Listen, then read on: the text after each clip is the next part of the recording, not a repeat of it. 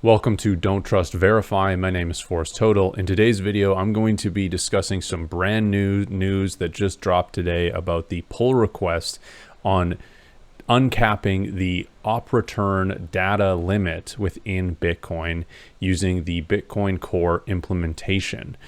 And we have a bit of news. We have a merge decision on that pull request, and we have it finalized. So I'm going to be reading a post by Gloria, who is a core developer, a coder that works on Bitcoin Core. And we are going to take a look at her tweet here and also some notes that she wrote on sort of Core's side of this change that's going to go into effect. So let's get into it. Gloria, I posted a full write-up for the number 3246 merge decision on the pull request. These changes go into effect in version 30, which is scheduled for release in October. The pull request changes the default value of data carrier size. You will still be able to use data carrier and data carrier size options in version 30, but you will get a warning message that they are discouraged for use. There is currently no timeline for removing them. Bitcoin Core is just one protocol implementation that can be copied and modified by anybody. The only thing that makes it special is the way its contributors make decisions. I'm often asked, what if a nefarious actor is able to hire devs to infiltrate Core's inner circles and get a vulnerability merged? Sometimes I am asked if I am such a person. More likely, what if somebody with their LLM and Twitter followers can stop something from getting merged? The only way to steel ourselves to both of these scenarios is to commit ourselves to a transparent and meritocratic decision-making process. If a small, socially engineerable inner circle truly made software decisions on behalf of the entire network, then Bitcoin is actually a very fragile system. Luckily, we each have the freedom and thus responsibility to choose, and there is at least one group of developers who goes above and beyond any other software project in their efforts to work transparently. They put up their work to be scrutinized by tens of thousands of watchers, deal with brigaders on their pull requests, and often shepherd projects for years in order to build consensus. I sincerely hope that if Bitcoin Core contributors ever abandon these values, example to appease social media or corporate wishes, the community will switch to another node implementation that does it better. And I hope that Bitcoin Core's users upgrade with their eyes wide open, otherwise all of these efforts are for nothing. Bitcoin's long-term success relies on us frying some much bigger fish than mempool policy defaults. Learning how to bring the community to technical consensus is more challenging and important than ever. Let's take a look at Gloria's proposition to merge this, and basically this looks like it's happening. This is posted on GitHub, and it starts, after weighing the technical arguments for/against this change and considering the objections, I believe this is ready for merge. Below is my handwritten summary outlining why I think so. I'm including non-exhaustive list of links where possible, so if you'd like to analyze the same sources without my personal bias, please do so. The concept was discussed here in number 32359, number 28130, and number 32381. The mailing list / Google group, Delving, Stacker News, Twitter, etc. The primary motivation for this PR is to correct a mismatch between the harmfulness and standardness of data storage techniques. It makes the prunable op return option available so that data is not stuffed into unprunable outputs. While proponents of this PR aren't enthusiastic about data storage as a use case, the existing standard methods, example bare pub keys, involve bloating the UTXO set, representing a long-term cost to the network. This concern is not merely theoretical, as there are examples of designs and transactions that utilize the more harmful techniques. Another motivation is to support Bitcoin's public decentralized market for block space by not making transaction relay policy policy stricter than what is reliably mined. The op return limits are among very few policy rules that exist solely to discourage use. These restrictions push people, example ones who don't want to bloat the UTXO set, towards direct-to-miner submission, which harms mempool utility and creates centralization pressure. This is consistent with the rationale to change the default value of mempool full RBF to 1. To elaborate, the PR helps avoid a world in which an economically relevant volume of transactions is sent using direct submission. We move closer to that world when large economic actors, L2s, exchanges, etc., choose to build direct relationships with large miners in order to get non-standard transactions mined. If widely used, central submission services undermine the permissionless design of proof-of-work-based consensus, hurting the censorship resistance and privacy of transaction broadcast, and destroy the fast block propagation our network has enjoyed for many years, all while not preventing the non-standard transactions we dislike. Such services exist and are in use today. It is worth trying to reduce reasons to use them. These are strong motivations to change the default. I also believe all of the objections have been adequately addressed, summarized below. 1. Some users want options to control what kinds of data carrying transactions they allow on their nodes. This PR, replacing number 32359, doesn't remove the data carrier or data carrier size options, contrary to what many are saying. The PR does not force the user to accept larger data carrier transactions in transaction relay, setting data carrier equals 0, still turns it off, and data carrier size equals 83 gives you the original default, the same amount of data, but across one or more outputs. Some developers still believe the option should be removed, but there is consensus for waiting at least one release like we did for mempool full RBF. No timeline is set for removal.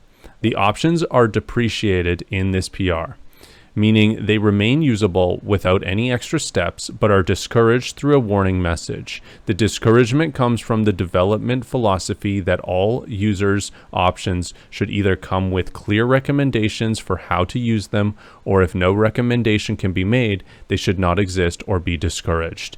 In essence, don't offer users foot guns. It seems that not all frequent contributors agree with this philosophy, but I think the conversation can be deferred until there is a proposal for removal of the option. 2. Disapproval of the arbitrary data storage use case. On the Bitcoin network, there are many tweets that I am not linking here, but yes, I did see them. 2a. Belief that Bitcoin Core default policy should be used to prevent certain kinds of use cases. It is not possible for Bitcoin Core to prevent certain use cases of transactions from being mined. It is software run only voluntarily by users, which may include miners. Demanding that Bitcoin Core prevent certain transactions from being mined reflects a misunderstanding of the relationship between open source software users and developers. In earlier years, mempool policy helped shape wallet behavior proactively when miner and user software was more homogeneous. Once transactions are regularly mined, restrictive policy has the effect of blinding nodes to transactions that are later included in blocks. This rationale was used to change the default of mempool full RBF in 30493. 2b. Even if Bitcoin Core cannot prevent certain use cases, it should not relay transactions that are not in service of its monetary purpose to discourage them. First, there is non-trivial harm in blinding a node to transactions that are likely to be mined as described above. Other Bitcoin clients consider filtering non-monetary uses of Bitcoin in transaction relay as one of their development priorities, which is their prerogative. Some people have also opened pull requests to fix the filters within Bitcoin Core. Number 28408, number 29520, and number 29187. The reactions to these pull requests did show that in general, using mempool policy to filter transactions is controversial amongst contributors. Briefly summarized, these kinds of policy rules are impossible to implement comprehensively, are not appropriate for protocol level, and cannot compete with economic demand. The quote-unquote spam applications operate on hype cycles and can change storage methods instantly. Policy changes take at least 6 months to deploy and even longer to be widely adopted, if they are at all. Ultimately, people who work on Bitcoin to enable censorship-resistant payments likely don't want to work on code that judges transactions based on their use case. While Bitcoin Core aims to have no central authority directing it, the project's direction is decided by the contributors, and the vast majority of them don't seem to hold this priority. Similarly, another Bitcoin client could focus on hyper-optimizing for performance on specific hardware and drop support for others. Bitcoin Core's contributors might not pursue that due to their priority of making node running highly accessible. Another project might prioritize rapid response to security vulnerabilities and build in auto updates. Bitcoin Core's contributors would likely reject this kind of developer-user relationship. There aren't collective statements about these beliefs. I'm just giving examples that I personally think are plausible. 2C. Concerns that this encourages more arbitrary data storage, either because it is made cheaper, standardness represents what is kosher, or there is ulterior motive to purposefully enable it. Quote, the filters work, so don't remove them.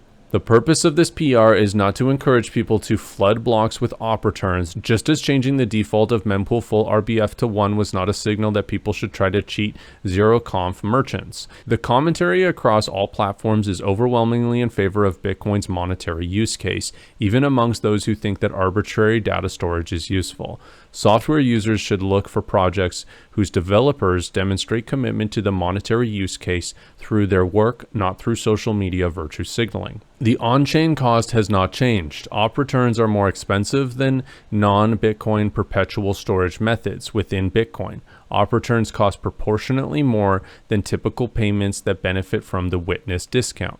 While it is true that the small additional cost of using private mempool services may be saved, as summarized above, it is important that miners don't make significant extra money from mining these transactions. 3.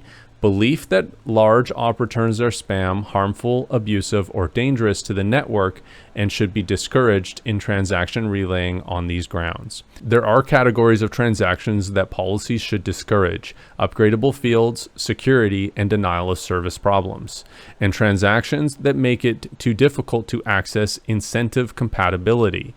Op return isn't expensive to validate, doesn't impact incentive compatibility assessment, and has no potential for UTXO set pollution, etc., which is why it does not meet these criteria. Instead, people seem to use the term spam as an inaccurate name for undesirable transactions.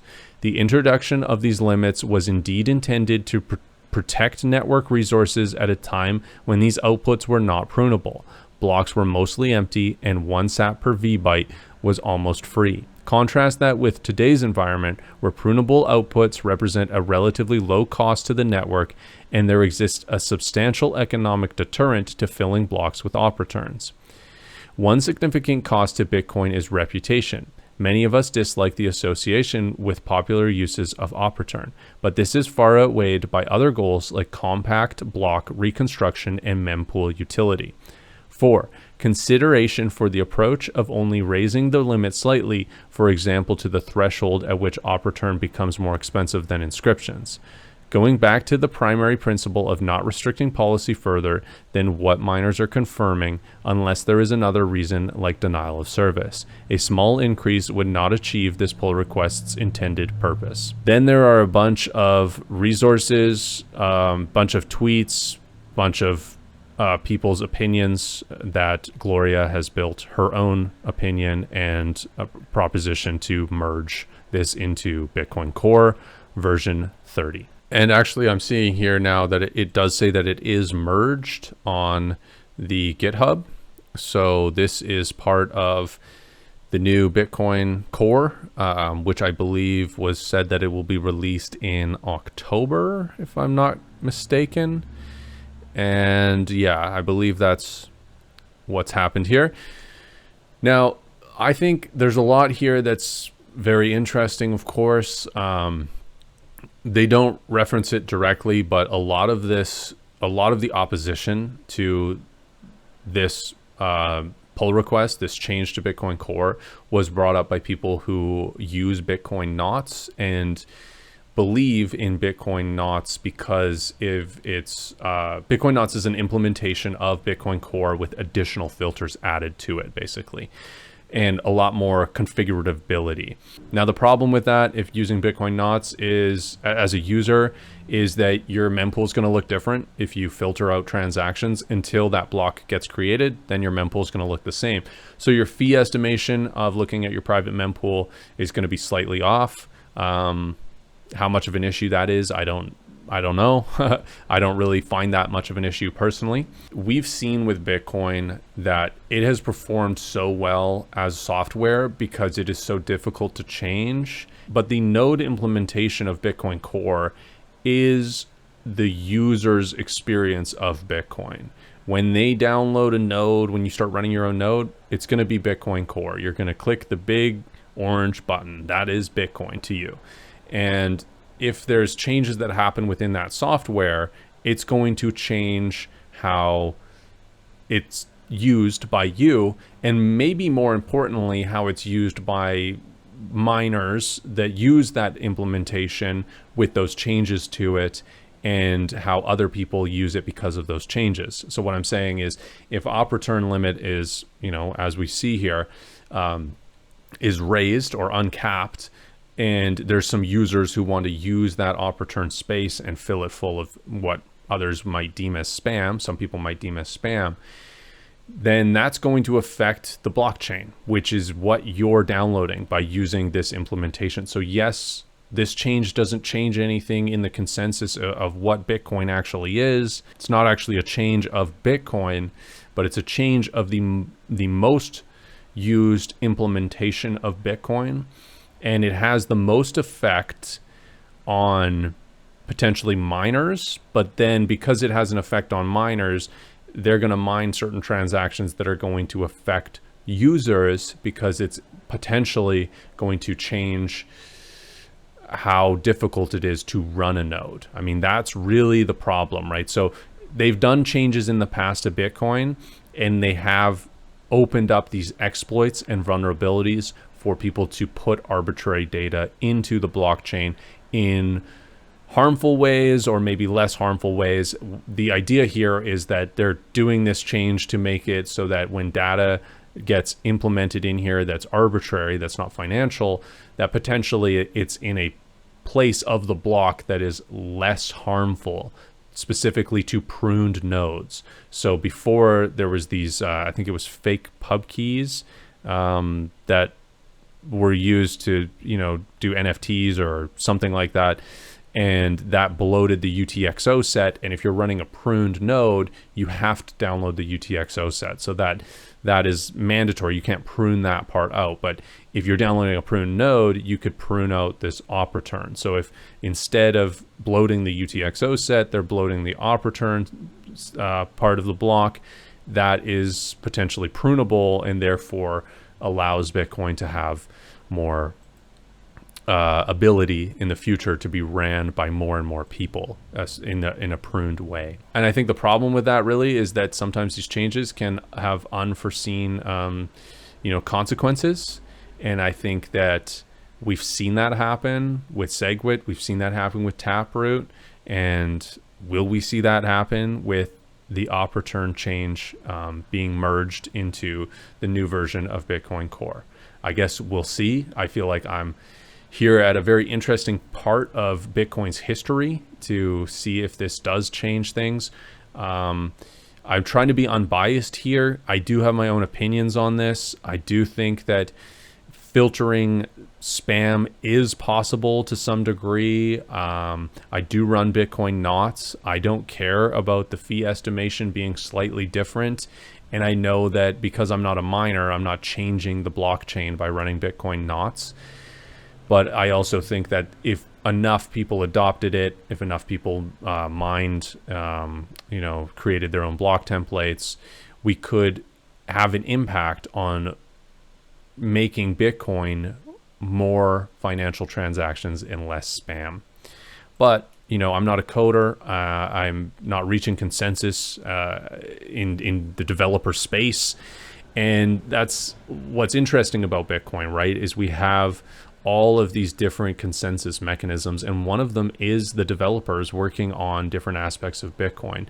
Specifically, Bitcoin Core is a big one, and with very important developers and very important changes that really affect Bitcoin quite a lot. And when they reach consensus, they have to push an update, and the miners and the users, so the nodes and the miners, are the other side of that consensus, and they have to agree as well to adopt that change, right? The developers have reached consensus on Bitcoin Core by the looks of it. Will the nodes upgrade to this, right? They're not pushing an update. Gloria talked about that. You have to upgrade into Bitcoin Core, into this next version that has the uncapped op return. But the thing is, right, is as there's continuing, way down the line, if they do more and more updates, there could be problems running this version of Bitcoin Core prior to this update, right? So there could be some bug fixes, there could be some exploits. It could actually become potentially not safe to run an older version with a patch that has fixed some sort of vulnerability. So not updating is only really a thing for a little while before it becomes potentially a problem as well. And of course, all of this is open source, so you could fork it, you could adopt a different implementation, but how much of an effect is that going to happen when 90% of the nodes out there run Bitcoin Core because that's what Bitcoin is? Right, there's a lot of questions here, and I do come down on a certain side of the fence here, but I think even with me sitting on a certain side of the fence, I will just say we will see down the line what this does, and I don't think that this threatens Bitcoin as a protocol and as a network and as the most likely monetary system that's developing to be that alternative monetary system for everybody wanting to get off of the old monetary system. I don't think this jeopardizes it. I think it maybe sets a scene here for sort of the slippery slope of continuing to give control over to what I would call spammers of the network. And I think that we could fight back against that, or we could maybe just not even change anything, and that would be better. At this point within this thing, I think that still UTXO bloat would be something that we need to address.